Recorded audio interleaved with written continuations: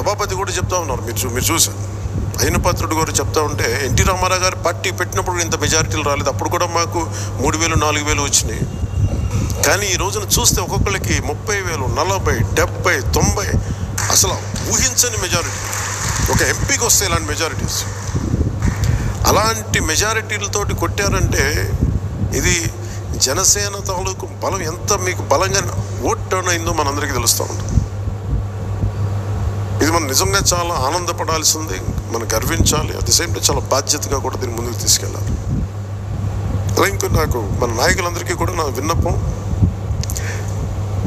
ఎవరిని కూడా వైసీపీ నాయకుల్ని కానీ ప్రత్యర్థి పార్టీకి సంబంధించిన ఎవరు కానీ వాళ్ళు మన శత్రువులు కాదు, ఇంక్లూడింగ్ వైసీపీ కూడా మనకు శత్రువులు కాదు, మన ప్రత్యర్థులే. రాజకీయ పార్టీ వాళ్ళు మన శత్రువులుగా పరిగణించవచ్చు, మనకు తెలియదు, అలాగే చేశారు. కానీ మనం వాళ్ళని శత్రువులుగా పరిగణించట్లేదు. ఈ మెసేజ్ మీరు దయచేసి లోతుగా మీరు అర్థం చేసుకోవాలి. వాళ్ళని పీడించడం కానీ వాళ్ళు చేసిన తప్పులు మనం చేయకూడదు. అలా అని చెప్పి మనం చేతులు కట్టుకుని ఏం లేవు. వాళ్ళు చేసిన తప్పులు ఉంటే చట్టం ప్రకారం మన పివి నరసింహారావు గారు ఉటంకించినట్టుగా మన పిఠాపురం సభలో కూడా చెప్పాను. చట్టం ఏ పనులు చేయాలో ఆ పనులు చేసుకెళ్ళిపోతూ ఉంటాం.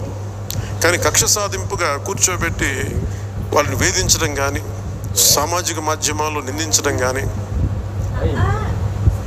అలాగే ఎవరిని కూడా వ్యక్తిగత దూషణకి దూరంగా ఉండమని నేను అందరినీ కోరుకుంటా ఉన్నాను. నిజంగా యుద్ధం వస్తే మటుకు, గొడవే వస్తే మటుకు అది వెనకాడం, అది మీ అందరికీ తెలుసు. భావంలో ఉన్న తీవ్రత మనకు భాషలో చూపించక్కర్లా. చాలా మర్యాదగా మాట్లాడదాం, అన్నీ చేద్దాం. కానీ మీరు అందుకిందాక మనోహర్ గారు చెప్తున్నప్పుడు కూడా సబ్జెక్ట్ అవగాహన ఉన్నప్పుడు, దానికి లాజిక్ అండ్ రేషనాలిటీ, దానికి రెటారిక్ యాడ్ అయినప్పుడు దాని తిరుగులేని ఆయుధం. దానికోసం తీవ్ర పదజాలం కానీ పరుష పదాలు కానీ మనం వాడాల్సిన అవసరం లేదు. అలాంటి భవిష్యత్తులో అలాంటి సమస్యలే వస్తే ఎప్పుడు మనకి పోరాడడానికి సిద్ధంగా ఉన్న పార్టీ అది. పదవులను కూడా పక్కన పెట్టి ముందుకెళ్తాం, అలాంటి బలంగా నిలబడగలం. ఈ ప్రజాస్వామ్యాన్ని ఇప్పుడు ఈరోజు నేను రివ్యూస్ చేస్తూ ఉంటే ప్రతి చోట ఎంత అడ్డగోలుగా డబ్బులు ఖర్చు పెట్టేశారు, దోచేశారంటే పంచాయతీరాజ్ లెక్కలు చూస్తూ ఉంటే గుండె చెరువైపోతాం. 200 కోట్లు కనీసం పే చేయలేని పరిస్థితులు. ఒక 40 కోట్లు పే చేస్తే చాలా పెద్ద ప్రాజెక్టులు అయిపోతాయి. ఒకవైపు ఏమో రిషికొండ లాంటి ప్యాలెస్కి ఏమో 600 కోట్లు ఖర్చు పెడతారు. అది వాళ్ళ కోసం కట్టుకున్నారా గెస్ట్ హౌస్లకి, అది వాళ్ళ కథ. అది